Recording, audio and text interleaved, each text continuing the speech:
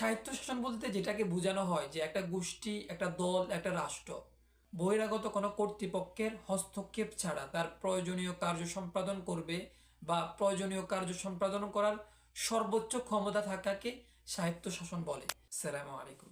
আমাদের বাংলাদেশের পার্সপেক্টিভে আমরা যেই স্বায়ত্তশাসন চর্চা করি, যে স্বায়ত্তশাসনের কথা আমরা বলি, এটা কি আদৌ স্বায়ত্তশাসন, নাকি কোনো গোষ্ঠী, কোনো ব্যক্তি, কোনো দেশের দাসত্ব করা? গত 3টা নির্বাচন হয়েছে আওয়ামী লীগের আমলে, 14 নির্বাচন, 18 নির্বাচন, 24 নির্বাচন।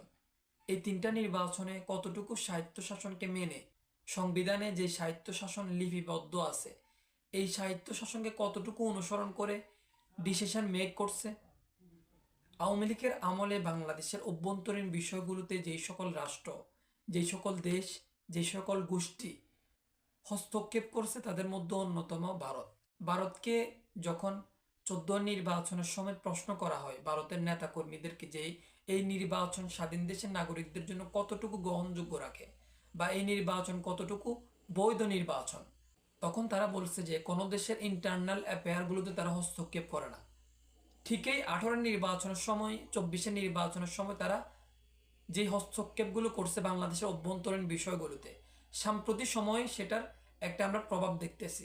বাংলাদেশের অভ্যন্তরীণ বিষয়গুলোতে যে শুধু ভারতীয় হস্তক্ষেপ করছে এটা কিন্তু না, যুক্তরাষ্ট্র কিন্তু বাংলাদেশের অভ্যন্তরীণ বিষয়গুলোতে হস্তক্ষেপ করছে। ইউরোপের বিভিন্ন দেশগুলো বাংলাদেশের অভ্যন্তরীণ বিষয়গুলোতে হস্তক্ষেপ করছে। চীন ও রাশিয়া প্রতিশ্রুতিবদ্ধ হয়েছে যে বাংলাদেশের অভ্যন্তরীণ বিষয়গুলোতে তারা হস্তক্ষেপ করবে না, তারা কিন্তু হস্তক্ষেপ করে নাই। আওয়ামী লীগের আমলে যেই দেশগুলো বাংলাদেশের অভ্যন্তরীণ বিষয়গুলোতে হস্তক্ষেপ করছে, আওয়ামী লীগ নীরবে নিবৃত্তে এই হস্তক্ষেপগুলো সমর্থন করছে।